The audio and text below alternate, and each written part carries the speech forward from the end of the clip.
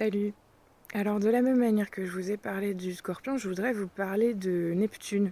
Et je ne sais pas si je peux parler de la même manière des Poissons, c'est un petit peu plus difficile, je dirais, de tirer des généralités de l'énergie des Poissons. Neptune, sur l'axe maison 1, maison 7 particulièrement, donc quand elle se trouve sur l'axe relationnel, quand elle se trouve proche de l'ascendant ou du descendant, eh bien son pouvoir à elle, c'est assez proche finalement de ce que je décrivais pour Pluton et pour le Scorpion. C'est une histoire de projection. Alors vous allez me dire, je vous rabâche tout le temps les histoires de projection, mais Neptune, elle fonctionne comme un miroir en fait. Quand on a Neptune à l'ascendant, ce qui est mon cas, je ne vais pas le cacher, on est comme un miroir, c'est-à-dire vous me voyez, et là devant en fait il y a un miroir qui est Neptune, et vous projetez sur moi, vous projetez sur Neptune ce que vous voulez. Et alors de ce fait, je peux devenir la plus grande des connasses, comme je peux devenir la personne que vous admirez le plus au monde, quoi. Et ça va être complètement indépendant de mes propres intentions. Alors j'ai pas que Neptune à l'ascendant, heureusement, mais c'est son pouvoir, c'est l'un de ses travers aussi forcément, puisque voilà, l'image d'un pharmacone, tout peut se retourner, bon. Et je voulais parler de ça aujourd'hui parce que systématiquement, quand on vous a collé une étiquette et que vous avez Neptune sur l'axe, encore une fois, relationnel, donc maison 1, maison 7, c'est extrêmement difficile de s'en défaire. C'est comme si y avait une espèce d'aura, de confusion autour de vous. Et comme tout le monde projette des choses sur vous, ce qui est le cas, notre cas à tous, hein, bien sûr, il n'y a pas besoin d'un Neptune à l'ascendant pour que ce soit le cas, mais je dirais que c'est amplifié du fait de ce placement. Comme tout le monde projette depuis toujours tout et n'importe quoi sur vous, ça devient extrêmement difficile d'avoir des repères identitaires. Donc généralement, en fait, avec ces placements, on a beaucoup de mal à savoir qui l'on est, on a beaucoup de mal à se définir. Ça peut aller jusqu'au nom de famille, jusqu'au prénom. Parfois, il y a des histoires comme ça aussi, d'avoir des prénoms différents qui ne s'écrivent pas de la même manière. Enfin bon, bref. Il y a cette histoire donc de miroir projectif, les autres projettent sur vous. Bon. La différence avec le processus plutonien dont je parlais sur ma précédente vidéo, c'est que ici, il va y avoir vraiment cette notion de un peu nébuleuse, vous savez, c'est ce dont vous me dites, vous me parlez à chaque fois dans les commentaires, c'est la confusion neptunienne, etc. Le fait de se perdre. Et donc il y a effectivement la possibilité d'une déperdition. Comme je disais, on ne sait pas trop qui on est. Au niveau identitaire, Neptune en maison 1, c'est pas simple. Par contre, là où c'est, encore une fois, une énergie magnifique, à partir du moment où on la retourne, on arrête de la subir, c'est que c'est une énergie extrêmement créatrice, d'une part, et aussi extrêmement empathique. Parce que du fait d'avoir été la plus grande des connasses, mais aussi la personne la plus admirée, etc., enfin toutes les étiquettes qu'on peut vous coller sur la tronche, et ben, vous arrivez à comprendre comment peut fonctionner telle personne, puis telle autre, et il y a quelque chose vraiment de l'ordre un peu de l'acteur, hein, je crois, dans cette énergie, mais dans le sens vraiment empathique, c'est-à-dire je suis capable de me mettre à la place d'eux. Je comprends comment cette personne réagirait dans tel endroit. Vous voyez ?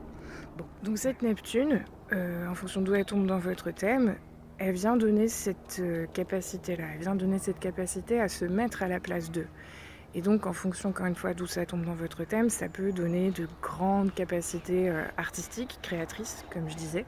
Beaucoup, beaucoup d'inspiration. Ça peut être aussi, justement, un vecteur... moi, je la vois vraiment comme une grande muse, en fait, hein. C'est comme ça que je la vis, moi. Dans laquelle, quand j'arrive à m'y connecter, je vais puiser dans une espèce de source universelle avec des fulgurances et, comme je disais, une inspiration en fait qui tombe dessus, dans laquelle on peut un peu se perdre, dans laquelle on baigne, parce qu'il y a vraiment cette notion effectivement aquatique avec Neptune. Et c'est une magnifique énergie. Enfin, j'ai beaucoup de mal à comprendre comment est-ce qu'on peut en avoir peur et et s'arrêter en fait à ses travers. Voilà. Bon. Alors est-ce que c'est pareil pour l'énergie des poissons? Je pense que oui. Je ne vais pas vous cacher, j'ai un poisson intercepté, donc mon expérience des poissons est très très très particulière. Ce que je remarque souvent, c'est que les personnes investies de l'énergie du poisson sont souvent très réactives, elles n'aiment pas trop qu'on parle d'elles. Elles ont toujours l'impression finalement qu'on parle pas bien d'elles, qu'on ne sait pas, qu'on peut pas dire. Donc je retrouve bien cette histoire quand même de confusion identitaire. Je crois que c'est quelque chose qui est très propre à cette énergie neptunienne des poissons. On ne sait pas bien qui l'on est. C'est difficile, la notion d'identité. Donc voilà, encore une fois, en fonction d'où tombent Neptune et les poissons sur votre thème, il peut y avoir cette notion-là de confusion identitaire qui va avoir plus ou moins d'impact en fait sur l'un de vos champs d'expérience. Neptune aussi, c'est une éponge astrale. Dans le sens, une éponge émotionnelle, en fait, du fait de cette grande empathie et de cette capacité à se mettre à la place de l'autre. Ce que je me plais à dire souvent, c'est que quand elle rentre dans une pièce, dans une ambiance, dans une atmosphère, en fait, elle capte l'ambiance, l'atmosphère, elle capte toutes les émotions et elle devient cette atmosphère, cette ambiance. Et donc c'est là aussi que ce processus de projection de la part d'autrui entre en jeu.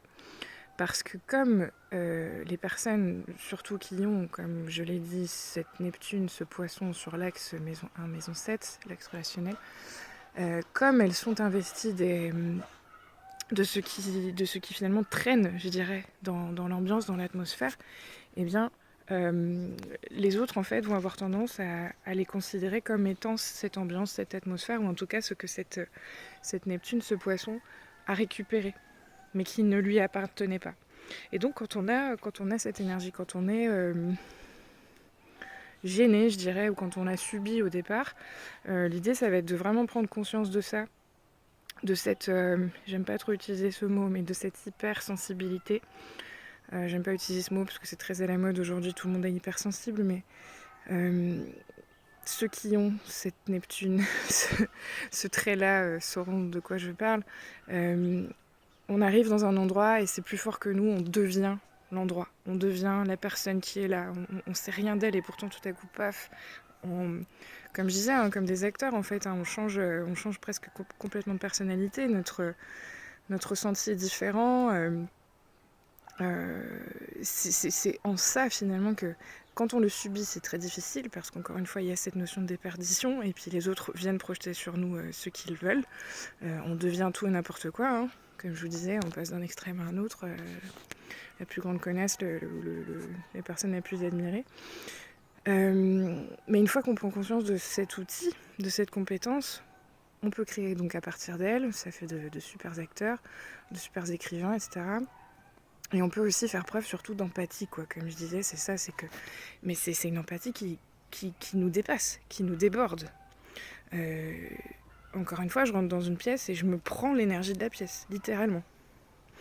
Donc ça donne les personnes qui vont sentir, par exemple, les auras, qui vont sentir s'il y a des esprits à tel endroit ou je sais pas quoi. Enfin bon, c'est pas mon credo, ça, mais je comprends que ça soit possible du fait de ce type de processus. Je crois que c'est tout ce que je voulais dire. Et donc oui, je parle beaucoup de l'axe maison 1, maison 7, mais parce que c'est plus facile en fait de parler des énergies quand elles se trouvent sur cet axe-là, parce qu'on les ressent en soi.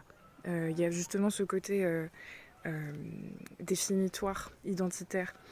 Mais comme je le dis chaque fois, vous êtes tous, tout le monde là, tous ceux qui m'écoutez, même si votre maison 1 ou maison 7 ne contient pas Neptune ou le signe des poissons, sur votre thème, il y a Neptune et il y a le signe des poissons. Et donc vous êtes investi en fait de ces énergies et de ces processus, encore une fois, dans des domaines, du coup, en fonction des maisons, des aspects, etc., qui seront différents. Donc comment est-ce que vous, cette histoire d'éponge astrale, se manifeste, dans quel endroit, où est-ce qu'il y a de la confusion finalement sur votre thème, voilà, c'est ce genre de questions finalement que ces petites vidéos courtes que je fais devraient, ou en tout cas que je vous invite à vous poser. bon, ce sont juste des pistes de réflexion que je dépose là sur le net à un moment M, un instant T comme on dit. Vous en faites ce que vous voulez ensuite, hein. Mais l'idée c'est de chercher à peut-être approfondir les réflexions et puis surtout que les thèmes en fait et l'astrologie je dirais de manière générale, voire la psychologie ne soit pas quelque chose de figé dans la matière mais en constant mouvement. Et voilà qu'on réfléchisse ensemble à tout ça et puis que ce soit vivant surtout. J'en ai un peu marre des trucs morts quoi.